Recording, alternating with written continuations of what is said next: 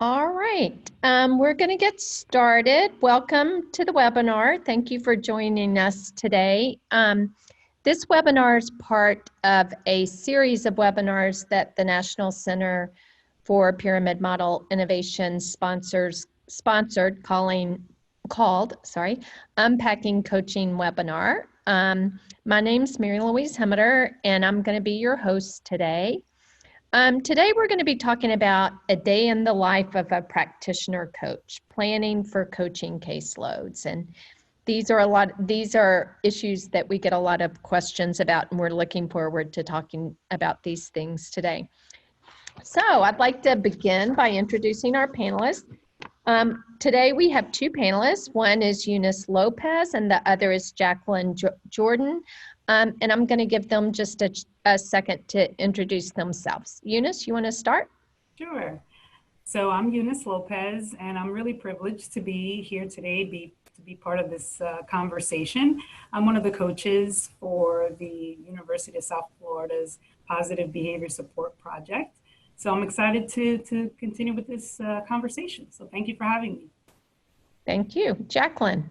Yeah, I'm also thrilled just to be in the midst of professional learners. My name is Jacqueline Jordan, pre-K instructional coach for Metropolitan National Public School System. We received the PDG grant about 4 or 5 years ago. So in that we produced a curriculum, and we also had about 10 pre-K instructional coaches.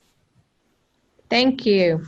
So the way that we're going to proceed today is I'm going to pose some questions, and our panelists are going to take turns answering them, and then we will answer any questions if we have any time left at the end. So I want to start by asking the question, why is it important to think about building relationships as part of your caseload planning?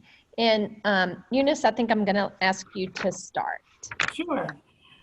Building relationships is really one of the key elements of actually getting to know your coachees. So for me, I really try to just keep it real. I try to be as authentic as I possibly can.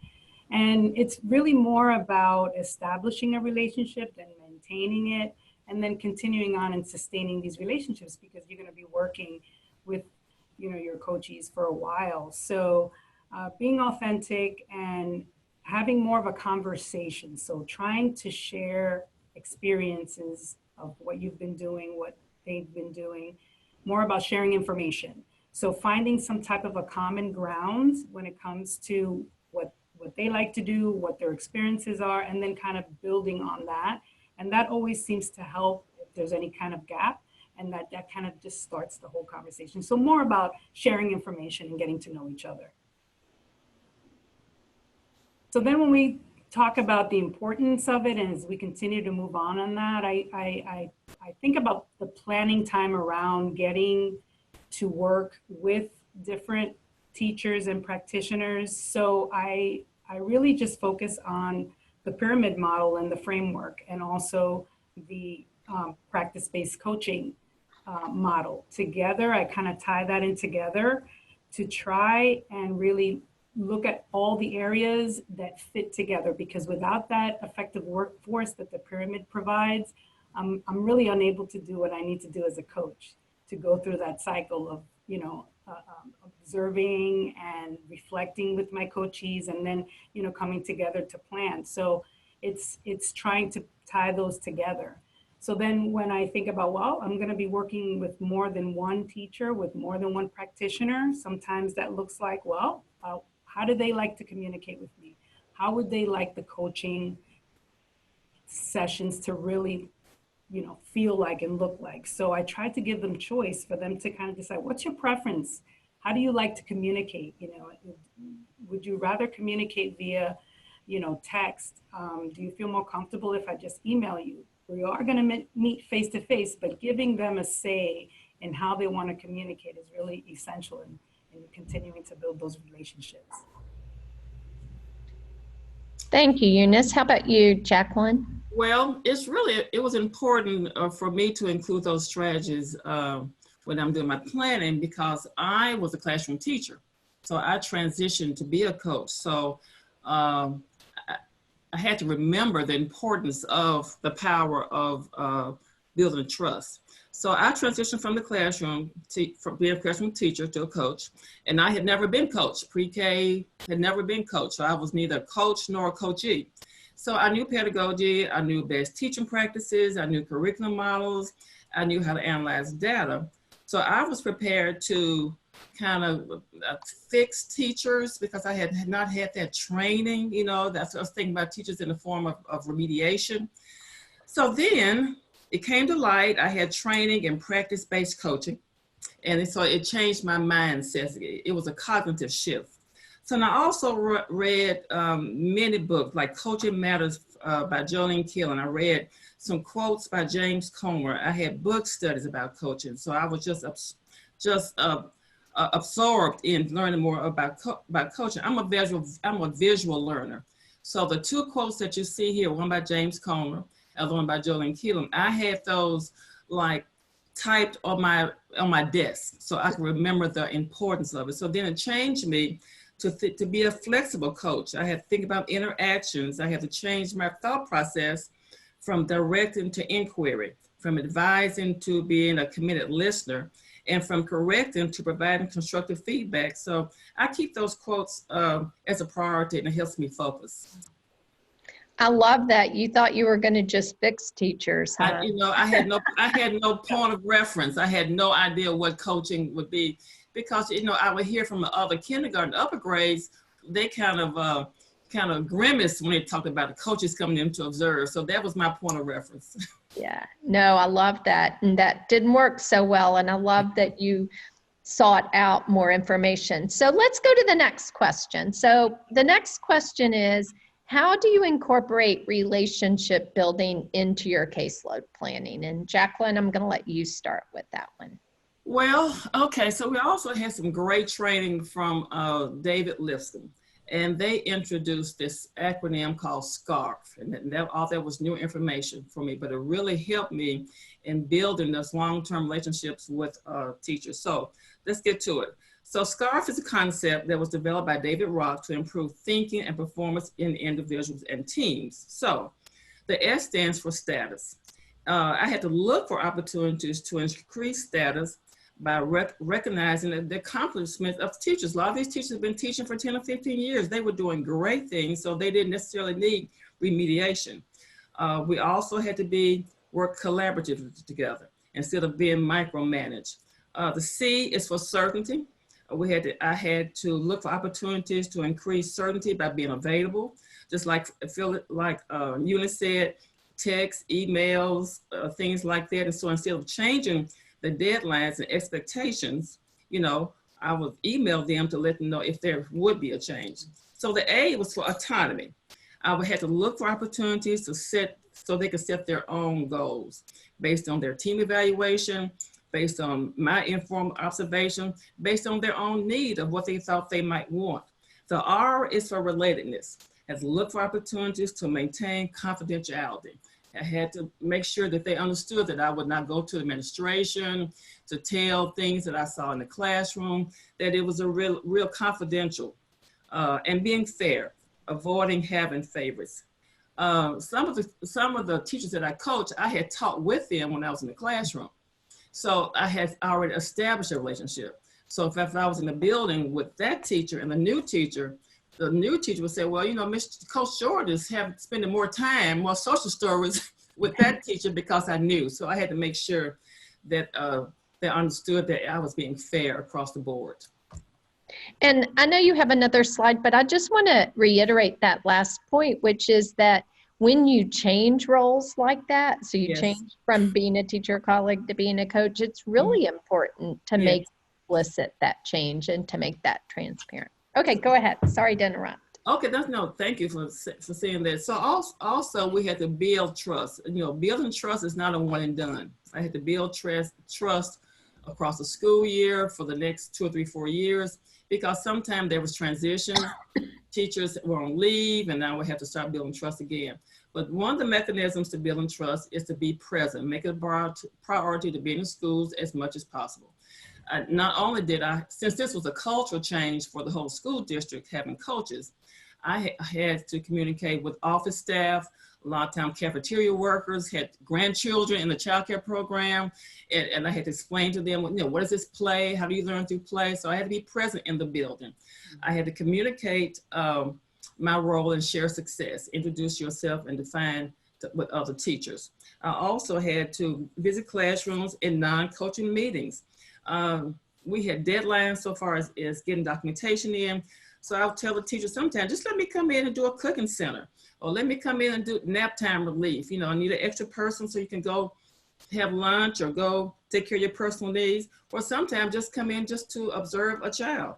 The fourth one, those little things that turn into big things, like providing collegial support, supporting interim teachers when staff on extended leave, resending emails. Not all my teachers opened their emails, so I had to resend some emails, reminding them about deadlines and PDs. Just in case, I'm gonna remind you about this PD or deadline. So those little things like that. And also using technology to connect. Texting and Twitter and email. It's great if you really open the email. So sometimes I had to just remind teachers about that, and sometimes I would just text them. So just building that trust consistently, just like in a home. You build a home, but you still throughout the year, you're refining, you're changing, you're remodeling it. So the trust is the same way. Okay, you want me to keep going? Yeah, I was just going to say one thing, which is we have to be creative about how we're communicating with people, especially as our teachers are younger and used to other forms of communication than maybe we have been in the past. So yeah, keep going. Okay, so then teacher-coach relationship. Now I'll go through these quickly because there are 6 key elements. Teacher-coach relationships. The teacher-coach relationship is the hands to getting the work done. Without a good relationship with teachers, coaches cannot get the work done. So number one, creating effective agreements. The partnership agreement, once again, it's a partnership agreement between teachers and coaches. They'll agree in advance on how they will work together and the kind of work they will do. It may not be what pre-K department wanted, but I gave them a platter. Okay, you can choose this or you can choose this as long as we have a goal. The second one is building teacher leadership capacity. And we did that through PLCs, which we'll discuss in another slide.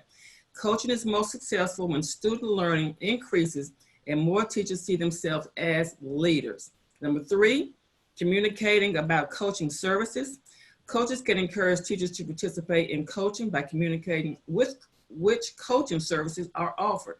So we had PLCs. So the teachers, I encouraged them to facilitate the PLC. It didn't have to be me all the time. They wanted to facilitate the PLCs. Number 5, managing resistance and conflict. Now, every teacher is willing to have coaching support, and teachers resist coaching for many reasons and for a variety of reasons. This is an important use from the S.C.A.R.F strategy to engage the teacher rather than to avoid them. Give them certainty, give them security, make sure you're fair. And the last one, take a rotation approach to coaching. To avoid the perception that a teacher requesting coaching lacks skills, the principal may require all teachers to work with a coach and hold teachers accountable for receiving coaches. So just because I'm coaching one teacher, more than once doesn't mean that's a deficit model. Just means that she's asking for support and we've built a good relationship and we're working together collaboratively. Great, thank you. Eunice. Excellent.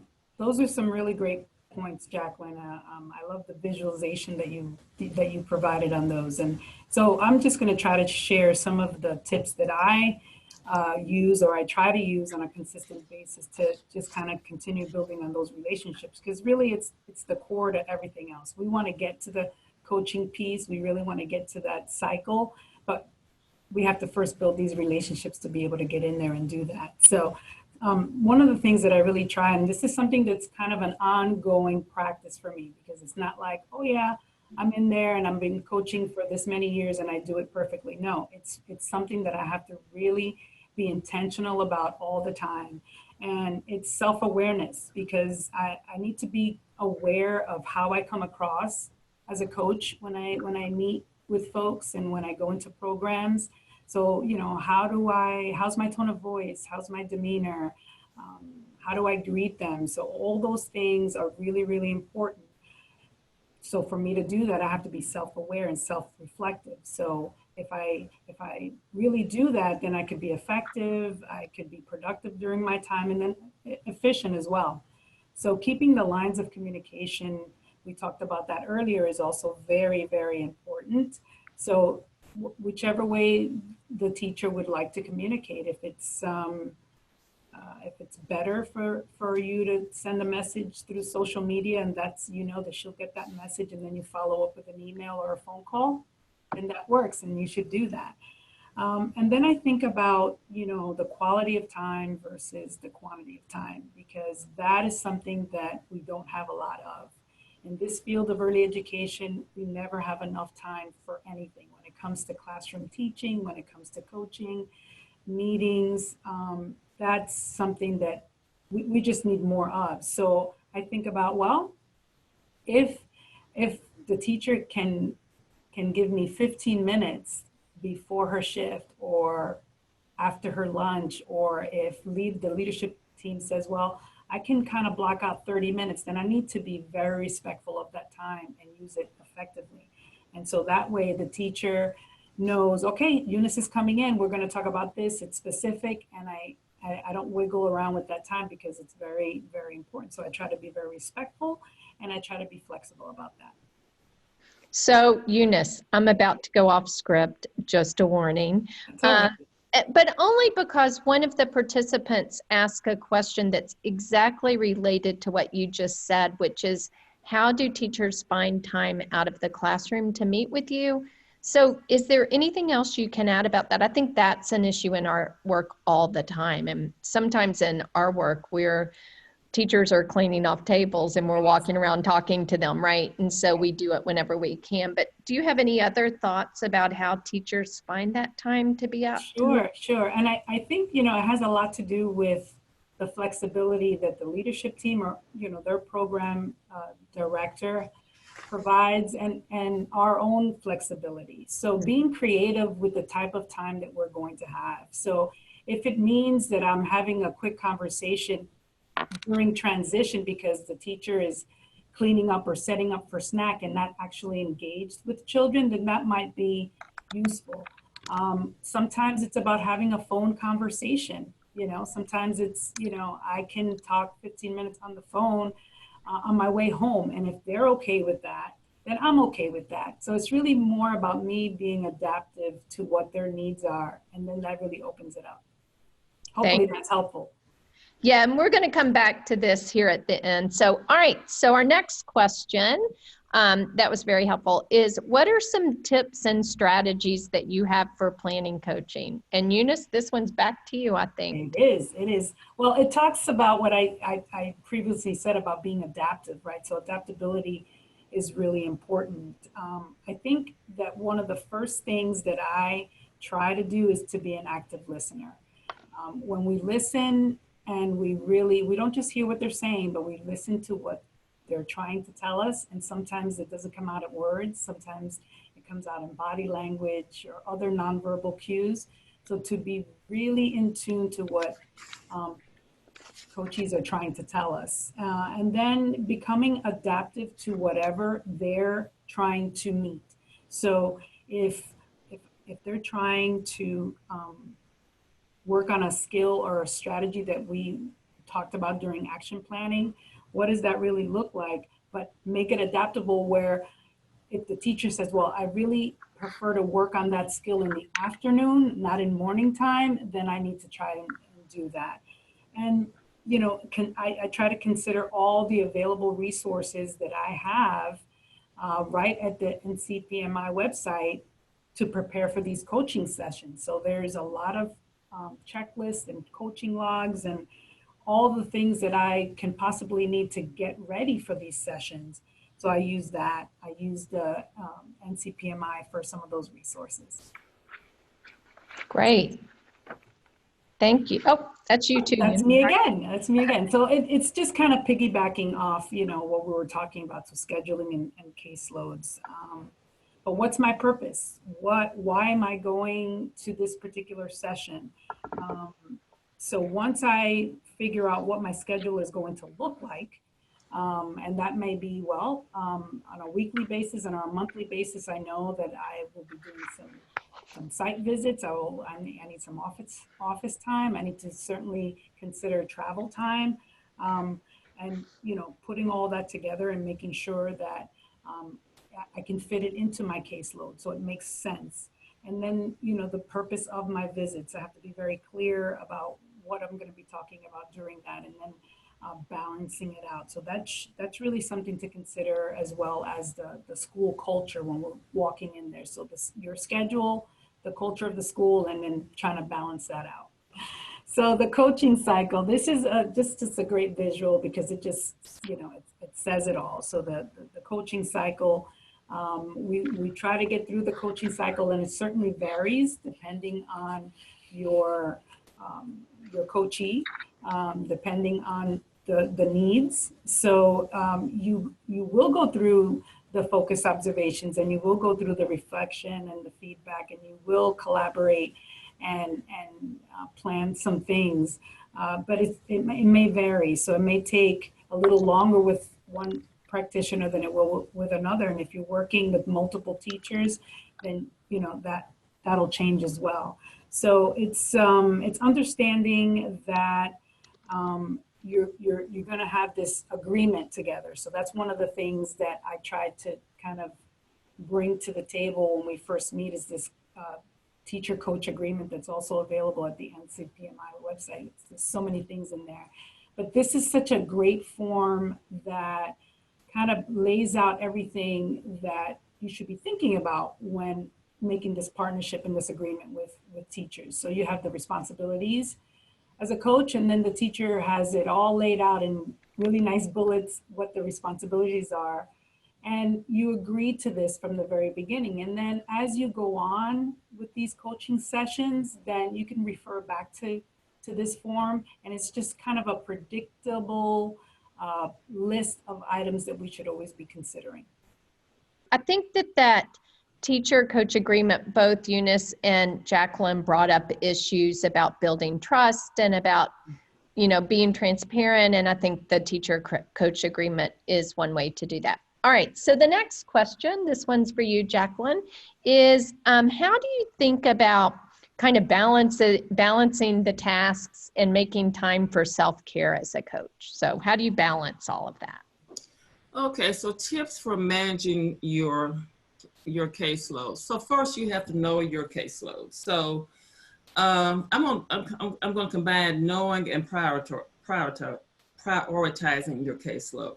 So if you have new teachers, you might want to group them together so far as a caseload. Or if you have more veteran teachers, you may want to group them together as one caseload. Then you prioritize who has the needs, or they may have similar needs. So if you notice that one group are asking for information or support on literacy, so you can pull all your resources together for literacy, where you can put that group together. If there's another group that may need support for math, where you can pull all those resources together for that group. So first you have to know your caseload. And like Eunice was saying, so far as time, we were able to meet with our teachers at 2:15 during dismissal. So from 2 to 3 every day, there was dismissal and planning time. Now we couldn't use all of their plan time because they needed plan time for their curriculum, but that's the opportunity that we met. In knowing my caseload, some of my teachers, I wanted to meet like at rest time, but some said, no, that's not a good time because they had to, kind of comfort special friends at nap time, so that wasn't a good time. So like I said, knowing your caseload and prioritizing. And then managing your time. Do not wait till the last minute to see your clients.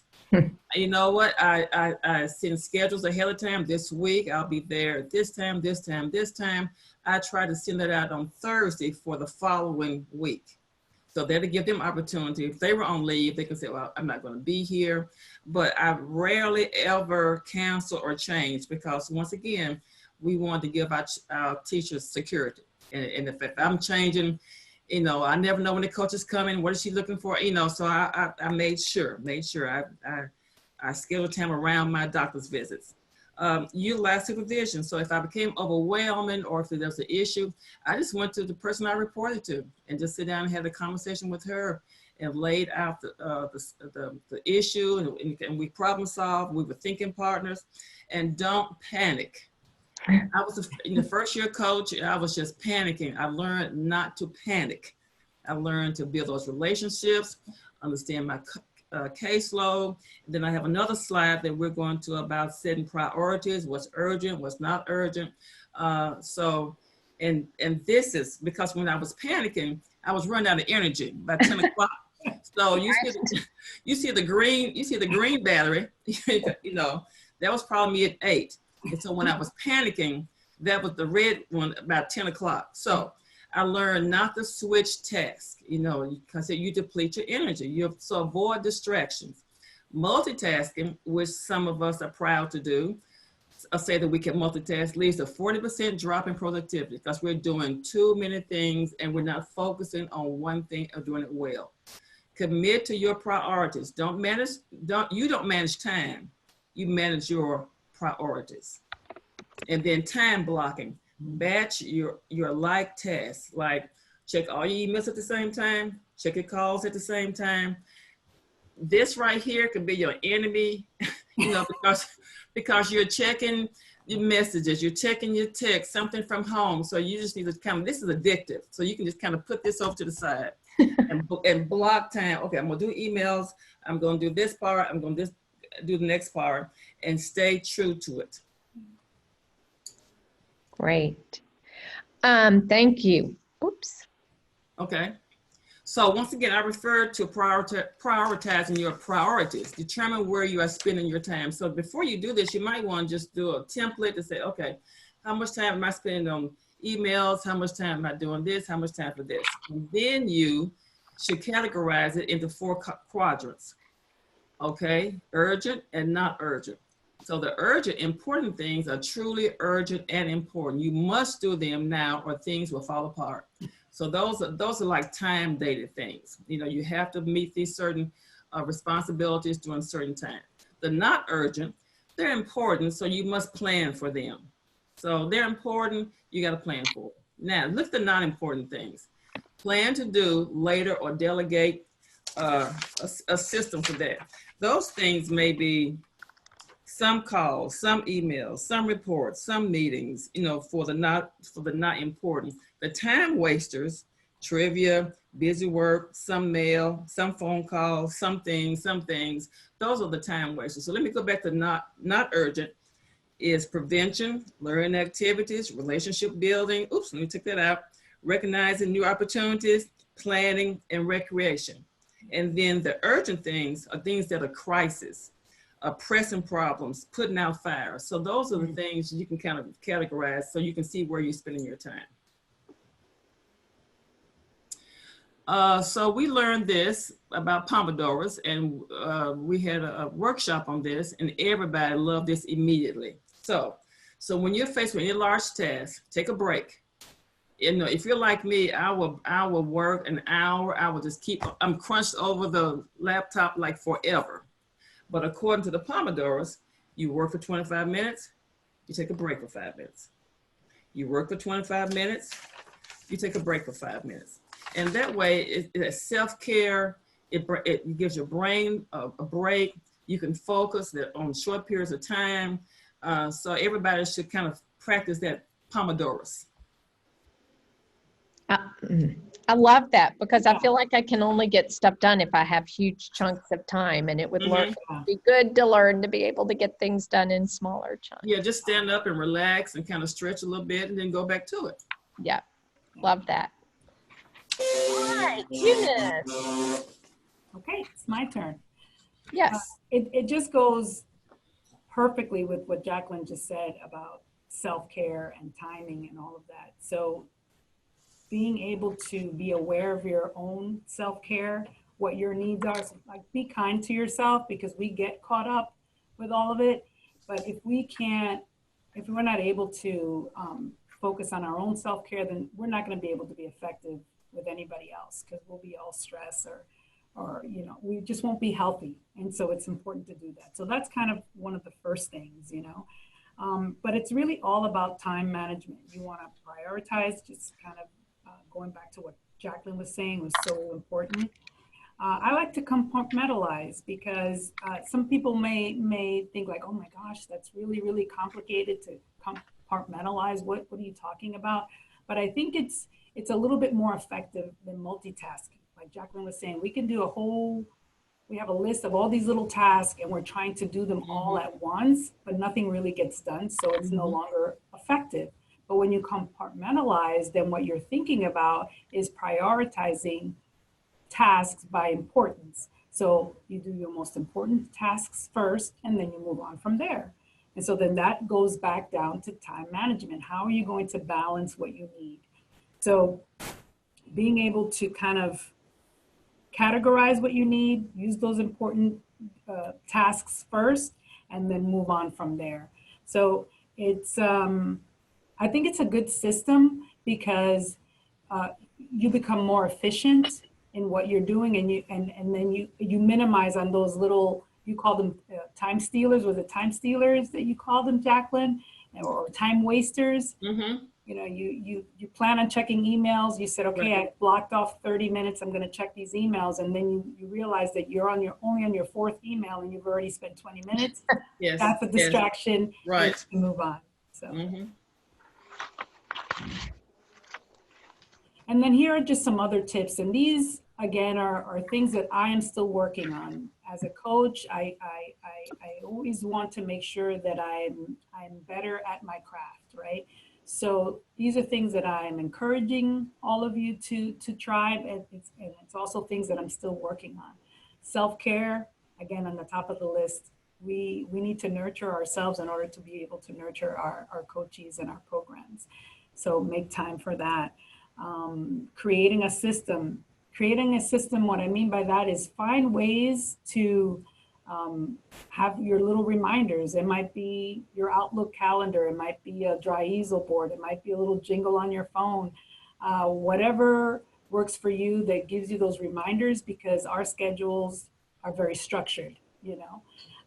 And then your environment, I'm talking about our work environment. So within our office space, what does that look like? How does that make us feel when we're in our workspace? Because that's when we get the most productive, when we're creating materials, when we're action planning, when we're really doing some research to help our coachees. So your workspace, is it the lighting? Do you like lamps? Do you like the fluorescent lights? Do you like music in the background? Do you like to snack while you work? I'm all about snackage. If I have, you know, some chocolate or some pretzels while I'm working, it makes me feel good. Do you like to sit on an exercise ball instead of your office chair? What are those things that make you feel good in that space? So think about that. And then using available resources. I can't say it enough. NCPMI has a wealth of information and resources. It's phenomenal. Go to those resources that are there. You want to work smarter, not harder. If it's already there for you and you just need to kind of tweak it or, you know, individualize it, well, go ahead and use it. Teaming.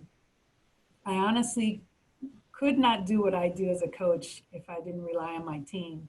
I can't do this by myself. So utilize your team to bounce ideas off, help you know, they can help you with whatever vision you have. They have expertise that we can use and we can, you know, kind of collaborate with. So your team is important.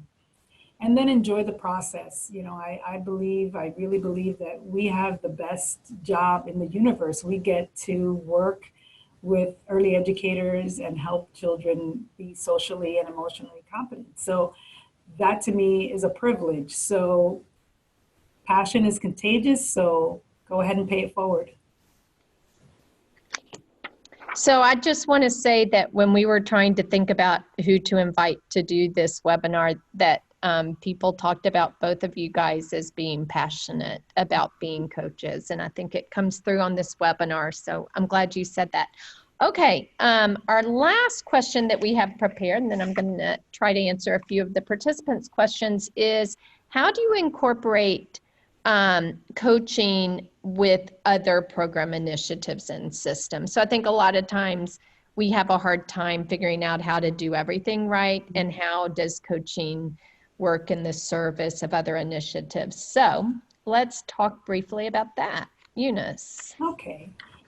So many programs, or the majority of programs, have, or they consider their teaching staff, they describe them as lead teachers or assistant teachers, co-teachers, subs, floaters sometimes. I really consider all teaching staff to be co-teachers, because ultimately we're really working towards the same goal, is to serve children and to support them in their social emotional competence. So we're all kind of co-teachers. So that's why kind of this side is coaching co-teachers. But I try to think about the different perspectives from, when we're working not only within the classroom of the program, but other agencies that are trying to also support families and teachers. So we're working together. So it's looking at different perspectives and allowing yourself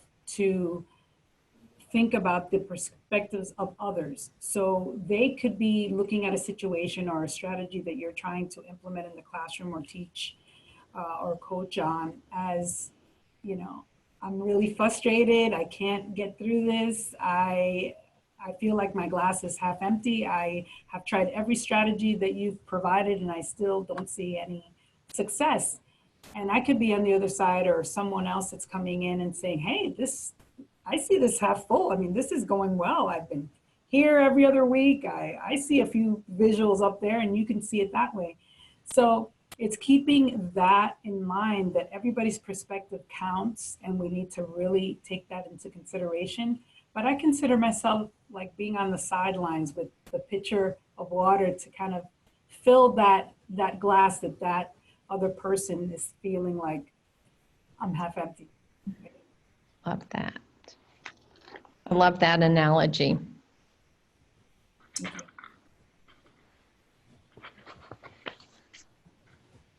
All right. So Jacqueline. Yes. I think it's you to talk about professional learning communities. Yeah. You have incorporated coaching with other program initiatives and systems, I believe. So the professional learning community was a model that we used probably the last 2 years of the grant. And by far, this gave us structure. It gave me structure. It gave the teacher structure, because I met with the teachers and they gave me dedicated time to meet PLC. So it was either the first or third week, or the second and fourth, but it really gave us all structure. And also it built in that community, because we had some schools that had one pre-K classroom and other schools had 4 or 5. And so when you're alone, which I have been the only pre-K teacher in a school, you feel kind of isolated. So it built that relationship and it built that camaraderie. So if you would look at this is in a perfect world. If everything was perfect and everybody didn't take leave, or nobody was sick, or children were sick, anything like that. So if you look at from 8 to 12 on Mondays, mostly I did managerial tasks, because teachers did not want to be observed, on Monday morning. On Monday morning. Once again, know your caseload, build a relationship, make sure they have autonomy. I'm building all those strategies that Eunice and I have talked about. But we did have a PLC, and we created a SMART goal. So then on Tuesday, I may have did focus observation from the previous week and gave some reflection and feedback, usually at nap time or sometime during planning time. So that was my schedule. So the school administrators knew that the teachers had to attend we encouraged them to let them attend the PLC. So that was dedicated time. So teachers, pre-K teachers didn't have bus duty, or they didn't have to do after school programs, because that was precious time. So the administrative staff at the schools, committed to that. So the same cycle observation, reflective feedback. It's the same tools, and we've had other coaching models, but always observe, build a relationship, observe the teachers, give committed listening, reflective feedback. It's those same tools, whether they're in the same cycle or not. It's the same strategies. We use those same things. So even at PLC, so setting the SMART goals. Okay, you can go back to the SMART goals slide. The SMART goals, the goals were specific, they were measurable, they were achievable, and they were relevant. So sometimes the SMART goal was based on data. Sometimes it was just based on the needs of the teachers. So, well, we want more math activities. So we would study math, we would look at the trends, we would look at our data, we would look at resources, and we set goals on math. It could be, I just want my student to teach to count 1 to 3, just whatever it was on that creative curriculum, on that continuum, okay? And it was measurable. So it was measurable. So how do you measure that? How do you make sure the child is doing what you want them to do? And then is it achievable? Is it something relevant? So that SMART goal, and the last one is time dated, really kept us all on task. It kept me on task, it kept the teachers on task, and also the school administration, when they would discuss with me or discuss with the teachers about the accomplishment, we could pull out something concrete, that SMART goal. So it was great, the PLCs. And there were teacher leaders. So I facilitated, but when we look at, once again, the autonomy, those teacher leaders, building capacity, there were teachers that started facilitating. They took the minutes and they were the record keepers and they wrote the minutes and things like that. So I just kind of went back into the background and let them lead because they wanted to. And each of the participants could have a different SMART goal, right? Right. It could be, well, the initiative was literacy. So we really had to kind of focus on literacy. So for each PLC, it was the same goal. Okay. It had to be in literacy. Okay, it had to be related to literacy. But then, if I told them, I said, if it's something else that you want to work on, of course we have directives to do that. But if there was something else that you wanted to, a second goal, we did that also. So once again, I wanted them to take some leadership and some autonomy, and me not giving them directives of what they should be doing. Perfect. Oh my gosh, I have about 1 million things I want to say. Y'all were fabulous. But we have some questions from the participants. And so I'm going to try to answer a few of them, and then I'm going to ask y'all to answer some. So just a couple of clarification things. So someone asked about where they could find more information about reflection and feedback and those kinds of things. And we've done a webinar on how to give feedback, how to deliver feedback. And so we're going to post the link to that webinar. Someone asked a question, and I wanted to just clarify what we meant by this. Someone asked a question about what we meant by caseload. And what we were thinking about caseload is, how do you manage all the teachers you're coaching? And so, and then I think there are often questions about how many teachers should one coach, and those kind of questions are really hard to answer in a really short time. So we're not going to answer that, how many teachers should a coach, because that depends on whether you're coaching them in groups or whether you're coaching them individually or whether you're coaching all teachers in the same building or they're spread across. There's all sorts of reasons. But by caseload, we mean we're referring to the number of teachers that coaches coach. I'm going to pose a couple of questions. Well, let me answer one other question. Someone asked a question about, could this model be adapted for use with family child care providers? And the answer to that is yes. We actually are planning a webinar on using coaching family child care providers in the new year. So we'll be doing that. We have some new materials coming out around coaching, about coaching family child care providers. So all that's coming. So now I'm going to pose a question to Eunice, and then I'm going to pose a question to Jacqueline. So Eunice, I'm going to let you, or ask you if you could talk a little bit about what's the best way? So when you were talking about the water, I was thinking about this question because it had popped up then, which is, how do you encourage a teacher to change without the teacher taking it personally? And I think that's a big deal, right? That we're saying in the pyramid model, if you change your routines and think about your relationships with kids and all those things, then it'll help, it'll support children. But how do we do that without them then feeling like we're saying something personal about them? Yeah, that's a really good question, and it's a very delicate question. Yeah. Right? I think it all comes down to that relationship building piece. Once you have built trust with this teacher, it's not about going in there and telling her that she needs to change. It's her kind of recognizing that there are certain things within her practice that can be improved, right? That can be modified, that can be strengthened. So giving them the confidence that if we try to modify some of the things that we're doing, we might see better results, because all we want are positive outcomes. Because if we're in there, we're typically in there because the teacher is needing a little bit of support with some challenging behavior. And we're not about pointing the finger at anything or anyone. It's okay, let's assess, let's really talk about this together. So once the teacher feels that they can really be open with you about how they're feeling, why they're being reactive instead of responsive to children, then it's an open door to really have the conversation. Well, what do you think? That's why open-ended questioning is part of my motto.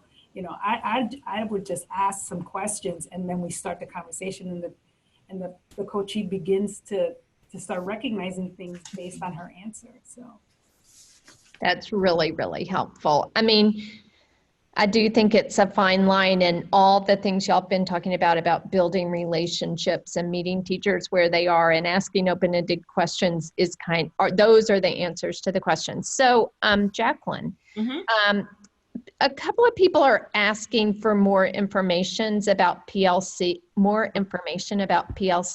and I'm wondering if there's anywhere that if there's information you could share with folks that we could make available about PLCs, if y'all had any tools or documents that you might have. Yes, I can. David Liston did a wonderful professional development on PLC, so I can share that link and share that information and their names. So yes, it was. I was passionate about PLCs. I saw student growth, achievement, teacher grew, I grew. So yes, I can share that, yes. Okay, so we'll make that available when we also make available the link. So I want to say, oh my gosh, there's just a million questions popping in, and we are not going to have time for them all, but I do want to say something that I think will address several of your all's questions, and that both Eunice and Jacqueline brought up at one point, which is, for coaching to work, there's got to be leadership to make coaching work, and there's got to be the will to make coaching work in the program. So questions about, what do we do about teachers who don't want to be coached, or what do we do about teachers who are resistant, or what do we do about finding time for coaching, or all of those things. Those are kind of program things. So if we have strong leaders who say everyone's going to get coaching, the best golfers get coaching, the best basketball players get coaches, the best teachers are going to get coaches. If we have strong leadership that says we're going to make 15 minutes a day for Eunice to be able to meet with her coach, that's what's going to make coaching work. But Jacqueline, I can tell you're dying to jump. So you've got 2 minutes. Okay, good. And I had to close my blind because the sun was shining in my face. I know, we could see it on your face. Yes, I'm sorry, I apologize. No, it's okay. This was the first year, like I said in my opening statement, that pre-K had coaches. Okay, this is not reflecting on our teaching staff. This was a cultural shift of the entire district. Okay, so the only knowledge of coaches is was secondhand information. So we did meet some resistance from some of our teachers. And through workshops and professional development, there was a secret word I learned was called strength-based coaching. So some of my teachers that just wasn't sure, I won't say resistant, but they just wasn't sure, okay? They'd been teaching for 20 years. I've only been in the classroom 10 years, although early childhood is my background. So I did a lot of listening, a lot of listening, reflective, just listening. I didn't go in with my clipboard. I put that down. I went in and started rubbing backs at nap time. You know, what do you want me to do? Just had those conversations. And then just a lot of information overflowed. Mm-hmm. So I looked, as I was doing my informal observation, I was looking at, oh, you know, really, she's really strong in literacy. Maybe I can get her to label her centers. You know, why don't you put this in the writing center for the children? Okay, well, I never thought about that. So based on their strength, I know time is probably out of time, but I based whatever change I thought they may need on their strength. So it's called strength-based coaching. I love that. And I love that. I think we hear a lot from teachers that one of the things they love about their coach is their coach just fits in the classroom, right? And so that idea that you might be wiping up spilled milk while you're talking to the teacher about things that they can do in the classroom makes you authentic. You know, it makes the teacher feel like you know where they are and what they're going through, right? And also tell them the stories. When I was a teacher, I used to do the same thing. When I was a teacher, and like the holidays are coming now, so there was no observation. I said, okay, I'll come in and give you a Christmas break. I'll come in at nap time. You can go to the restroom, or, you know, I can come in and do a cooking center because they never do that. Okay, great. Well, I'll go on a field trip with you. So this was the time, just whatever you need for me to do, just let me know and I will come in and do it. Yeah. So I think that, and we've got several questions about tips for working with teachers who don't want coaching, who are resistant to coaching, all those kind of things. And I think Eunice and Jacqueline have both given us lots of ideas for that. And there's a part of me that says, start with teachers who do. And when those teachers start having success, other people are going to want coaching. The other thing I want to say about that is that the kind of coaching that Jacqueline and Eunice have been talking about is not the kind of support teachers are used to getting. They're used to people coming in and telling them what to do. And when they think about someone coming in to coach them, many of them are thinking about that. They don't get that Eunice is going to come in and say, what do you want to work on? Or that Jacqueline's going to say, oh my gosh, you're so good at literacy here. They think someone's going to come in and tell them they're doing something wrong and they have to do it differently. And so I think part of the resistance to coaching is people not knowing what it is we're coming to do. Right. And so I think if you do it well and teachers have good experiences with it, it's just going to, you know, everyone's going to suddenly want it. So anyway, so we have like 1 minute, any last minute things, Jacqueline or Eunice? Well, also doing some trainings that we had throughout the years, it was an approach called like the platter. So you may have pre-K directives, you may have a lot of things on the platter. Some things are non-negotiable. I can't, you know, when it's time for you to assess your creative curriculum, that's not negotiable. There's some things that are negotiable. So so you have to choose something from the platter.